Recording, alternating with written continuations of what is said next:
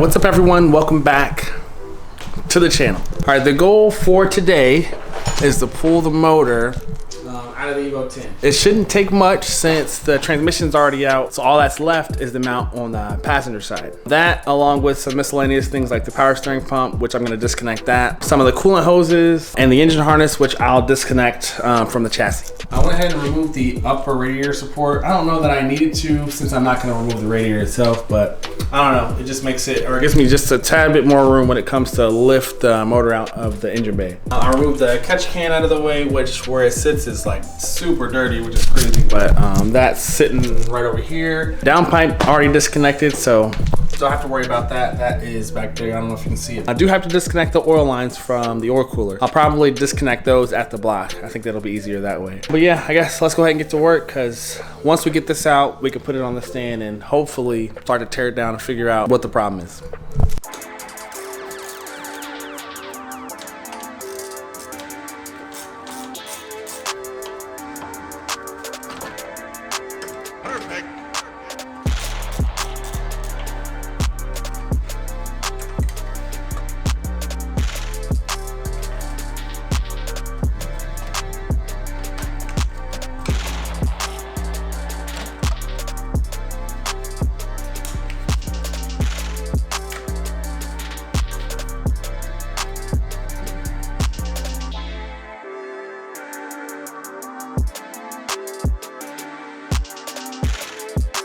All right, so aside from both motor mount on the passenger side and the aftermarket oil pressure sender, I believe everything is disconnected. So now I'm gonna go ahead and jack the car up a little bit. Because the car sits so low, the engine lift won't slide underneath the subframe without me jacking it up. So I'm gonna jack it up. And honestly, I think I'm gonna go ahead and remove the hood as well. That way I have a bit more room. Oh, and I do have to remove the strut tower bar also. But yeah, looks like just about ready to come out. So we'll do that, pull it out, get it on the stand.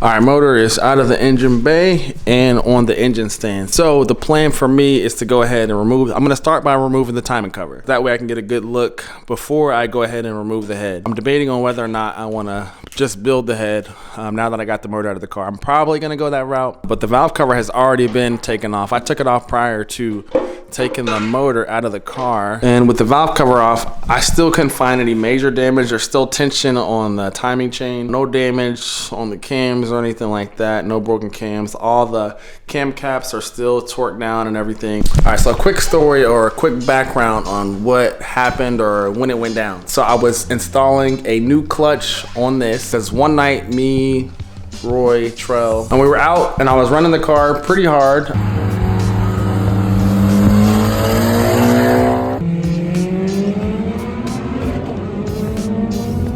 and the clutch started slipping like super bad, which was weird because at the time the clutch didn't have a whole bunch of miles on it. But it was so bad to the point where it was undrivable, so I had to call a tow truck. I had the car towed over to Trell's house at the time because I had another friend's Evo here at the time that I was working on, so there was no space here. Did the clutch like I would normally, but when I pulled the clutch off, or when I pulled the transmission off, I realized that the pressure plate bolts had backed out, and that's why the clutch was slipping. Not because the clutch had been badly worn, but because the pressure plate bolts had backed off. This happened because I didn't put Loctite or thread locker on the bolts for the pressure plate. I can't say that I normally do that. That's like not a normal practice for me. I've changed out clutches several times. I just torque them to spec and then I let it go. I guess as a result, the bolts backed out, and that's what caused the slipping clutch. Now, during disassembly / reassembly, I noticed that the bolts for the flywheel bolts, which, you know, bolt directly into the crank, those were loose. Those were loose. Now those bolts I always put Loctite on, no matter what. So those I know were torqued to spec. But prior to me beginning, I guess, the clutch removal process, before the car got towed, I was trying to crank it. Because the pressure plate was loose, it wasn't fully on the flywheel. Some of the bolts had already backed out. It was binding up, like, so when I would try to crank the car, it wouldn't turn, probably no more than what it's turning right now. It wouldn't turn a whole bunch because it was binding up some way, somehow. What I believe happened was when I was trying to crank it, although it was binding up, the torque from the motor caused the flywheel bolts to kind of loosen up. Now this is just a guess, because I don't know what could have caused it other than that, being that they were torqued to spec. Got the car all back together, put fluid in it, went to go crank the car. Now the first start went fine. I started it up, but it ran rough. Then I realized when you disconnect the battery, it resets the map. So I had to turn the car back off, set it to the ethanol map, which I did, cranked it back up. On that second startup, I heard a loud like tapping noise. It sounded like an engine knock essentially. Immediately turned the car off to kind of investigate what that noise was. Checked out the engine bay, couldn't find any visible or notable damage or anything like that. Went to go try to turn the motor and it wouldn't turn any more than like 1/4 of an inch, just like it's doing right now. So I wanted to give you guys a quick background on what happened or how we got to where we are currently. But I'm gonna go ahead and remove this timing cover first and try to figure out what went wrong.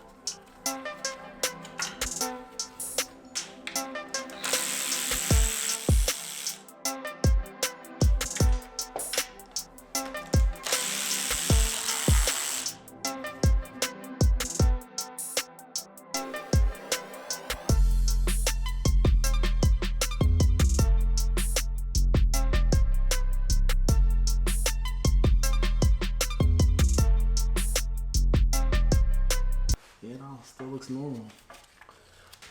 See, that's all it means.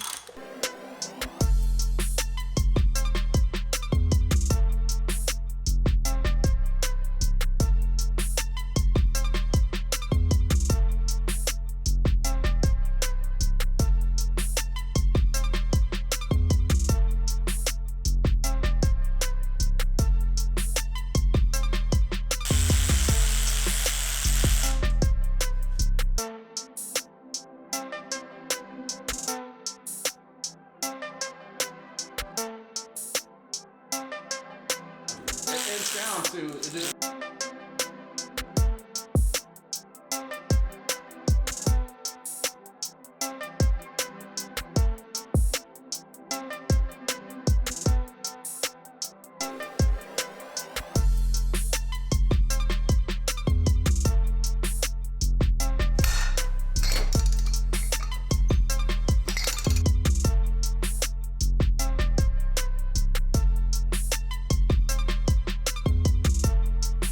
like it was just a normal start. right. You know what I'm saying?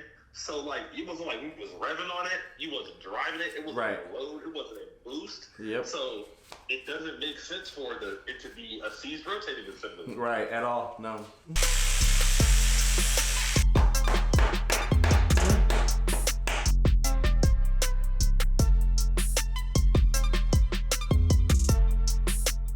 Oh, just kidding. Just kidding. There's metal in the oil pan.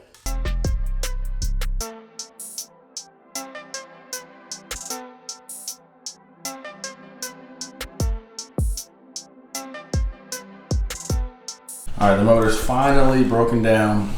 And when I look inside, I don't see anything out of place. No visual damage I can see right off the top. I still, for whatever reason, can't rotate the motor. The motor still won't rotate even when it's broken down to just a short block. Head is over there. I thought maybe the valves were making contact. Valves all look good. Pistons look good aside from some carbon buildup, but when I took the pan off, I found some metal. So there's some metal there. This is like a nice sized chunk right there. So I don't really know where it came from, but something's broken.